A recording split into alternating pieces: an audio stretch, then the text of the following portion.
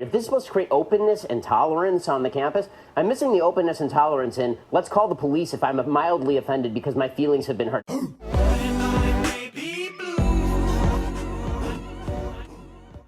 It's Blue. Make sure you like and subscribe and go follow me on my Twitch and my other YouTube channel. Those links are down below. Also my Patreon, where you can get more videos on there that are not posted to YouTube. First, she was a university honors student who devoted her life to kids until the night a grossly overweight pervert named Homer Simpson gave her a crash course in depravity. Today I'm going to be reacting to Ben Shapiro. Savage moments. Give you $4 million to start TYT. What did he expect in return? Should he not have given you money? Was the money not speech? It was just money after all. It's just like a hooker, I assume. So are you the prostitute? How did this work? Health insurance is an earned benefit. It's not given for free to employees. They earn it. Should your employer be able to decide how you spend your money? Hold up. Hold on. One second. Earned from whom? Okay, I may think that I earn twice the salary that I get from this radio station. That doesn't mean that I have an earned benefit from the radio station for twice what they're willing to pay me. It's always a consensual relationship. You pay for your health care. Well, first of all, I do because it was negotiated in the contract that I signed, in which I voluntarily engaged. And if I don't like that, I can quit tomorrow. How about combating actual acts of racism? How about singling out racism and then actually doing something about it, as opposed to doing this kind of Marxist newspeak in which we go through everybody's hidden actions? You know, I'm sensing a real sort of underlying, I don't know, racial bias to this whole segment. Robert, I find you to be racially biased. I find you to be insensitive, bigoted, and misogynist based on everything that you've said. It may be hidden. Maybe I can't detect it, but we all know it's there. So perhaps you should go through this program. At the end of the program, you will feel free. You'll feel better about yourself, and you'll feel more informed because after all... The topic of institutional racism is brought up. Sure. You'll always ask, where is the institution? Show me the racist laws so that we can fight them together. Correct. Welcome to Alabama. This would qualify as a racist institution, the state of Alabama. The guy holding the mic was like, no. So now I go back to the question that you say that you answered, which is, show me the law. You've named an institution you don't like. Now show me the law. No, it's not an institution I don't like. I've lived here my whole life. But I mean, you called it racist, so I assume you're not super fond of it. Yeah, it has flaws, to say the least. But the Constitution of Alabama demands that schools be segregated by race. If it weren't for the federal government, there would only be white people in this room. I will admit to you. Okay, so a couple of fundamental assumptions. Okay, I'm going to admit I have not read the Constitution of the state of Alabama, so I don't know the provision that you are talking about. I will assume that it says what you say it says for the purposes of this conversation. If in fact there's a provision in the state law of Alabama that says that segregation is mandated by law, of course that's racist, that's Jim Crow, and that would be institutional racism. The point that I'm making is that there are a lot of black people in this room today because the institutional racism that you are decrying was in fact wiped out at the legal level by the federal government in the 1960s. So if you're citing a law from 1873 or 1865, whenever the Constitution embedded segregation, if you're citing that law to prove institutional racism and that law has not been applied for 50 years, you're going to need to do better. Race, place, and that. I mean, he has a similar vibe to, I think, Jordan Peterson, except obviously, like, in the way that he speaks is a little bit more quick, like, more energetic. Whereas Jordan Peterson is, I just think of him as a guy who's, like, really well-spoken, and he just sounds like a professor. Like, he sounds always really calm. He's not even that mad. You're probably mad. He's fine. Not, like, too chill, but, like, just really professional, like, almost really classy. Whereas this guy, I think that he's just as direct, but in a different way in how he approaches. He's, like, a lot more... I don't want to say the word aggressive because I feel like it could be taken badly, but just very assertive. Like, he's you feel like you're in debate class. Like, he's like, I'm going to sit you down before you try to make your point because you don't even know what you're saying, and I know what I'm saying. So, like, it's like dropping a mic. It sounds like he's reading a line, not because it's scripted, but because he knows exactly his stuff. Like, he literally does this all the time. Place and that, all that, what happened with the swastika. But you can't wear the Halloween costume you want unless no one finds it offensive.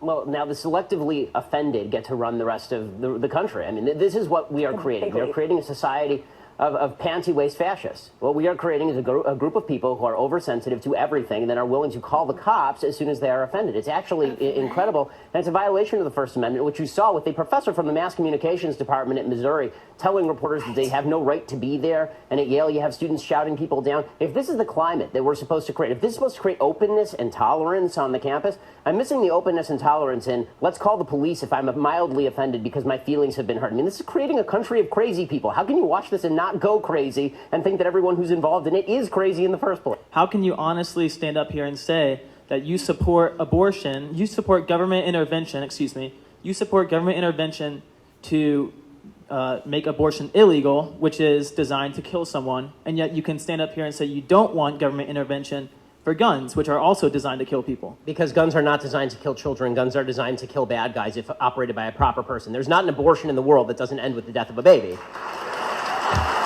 The question in Hobby Lobby is whose freedom is being infringed upon. Employees' freedom is not infringed upon when they enter into a consensual relationship with an employer that includes certain types of health care. It's not consensual. Of course it is. They can quit. Who is forcing them? Where is the gun?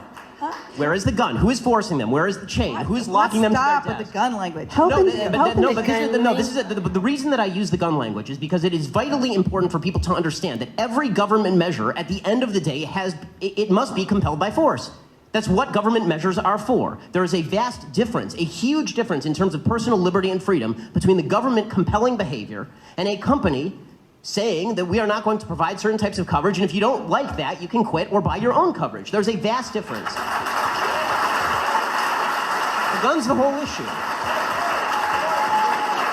The question was about abortion, and I just wanted to know why exactly do you think a first trimester fetus has moral value? Okay, so a first trimester fetus has moral value because whether you consider it a potential human life or a full-on human life, it has more value than just a cluster of cells. If left to its natural processes, it will grow into a baby. So the real question is, where do you draw the line? So you're going to draw the line at the heartbeat, because it's very hard to draw the line at the heartbeat. There are people who are adults who are alive because of a pacemaker. They need some sort of outside force generating their heartbeat.